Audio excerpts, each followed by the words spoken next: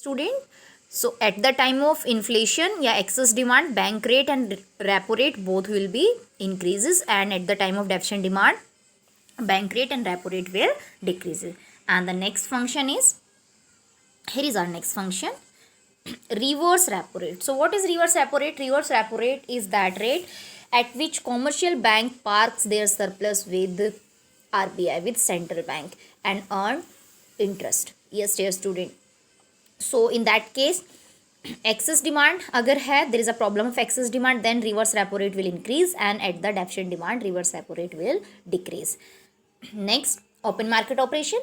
Open market operations means that RBI always sell and purchase securities in open market on the behalf of government. It means government की securities को sell purchase करने का जो task है वो कौन complete करता है? RBI. So at the time of deflations, RBI क्या करेगा? It will sell the securities, and at the time of excess demand, it will purchase the securities. Okay, next is CRR. CRR means cash reserve ratio. It is that ratio at which commercial bank deposit money over their total deposit with RBI in cash form. And next is SLR. SLR is that rate at which commercial bank, या that ratio at which commercial bank deposit a particular amount with itself over their total deposit in the form of liquid asset like cash, gold, and unscrambled securities. Okay, so at the time of deficient demand, CRR and SLR both will be reduces, and at the time of excess demand, both ratio will be increases. Then is margin requirement. Margin requirement is the difference between actual loan amount and security offers for the loan. So as the security, the difference will be increased, people demanding less loan amount. So dear student, at the time of deficient demand, margin requirement always be reduces by the RBI, and at the time of excess demand, it will increases. Next is moral suasion.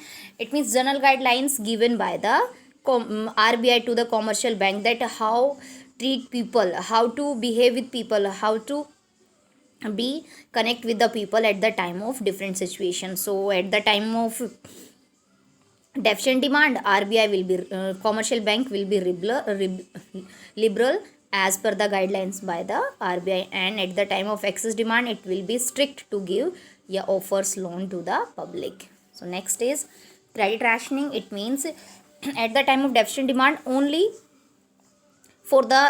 at the time of excess demand, only few sectors will be offered loan, and at that time of deficient demand, almost sectors will be offered for loan.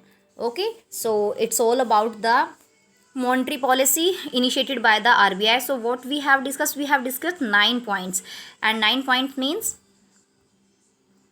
first was bank rate and repo rate, second reverse repo rate, third open market operation, fourth CRR, fifth SLR, margin requirement, moral suasion, and credit rationing. All are the points, all are the measures taken by the RBI to control excess and deficit demand. So dear student, today's last question is, what are the difference between monetary policy and fiscal policy? Yeah, you can say monetary measures and fiscal measures. So it is very easy to differentiate between both because we have completed both the policies.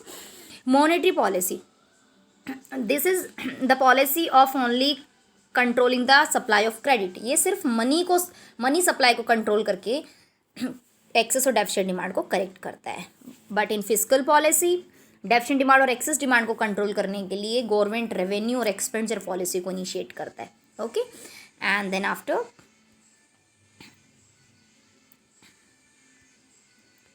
yes, second difference is who pursued it? Central bank. It means normally monetary policy is initiated by the central bank and fiscal policy initiated by the government.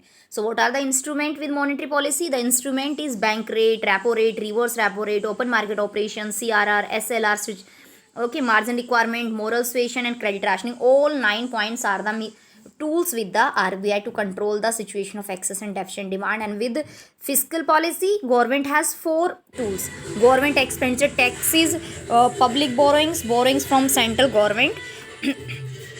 Okay, so here are the same thing which is controlled by the RBI and central government. I hope you understand all the topics. So along with this topic, dear student, your chapter 9 is completed and unit 3 is completed. Monday onward we will start our topic.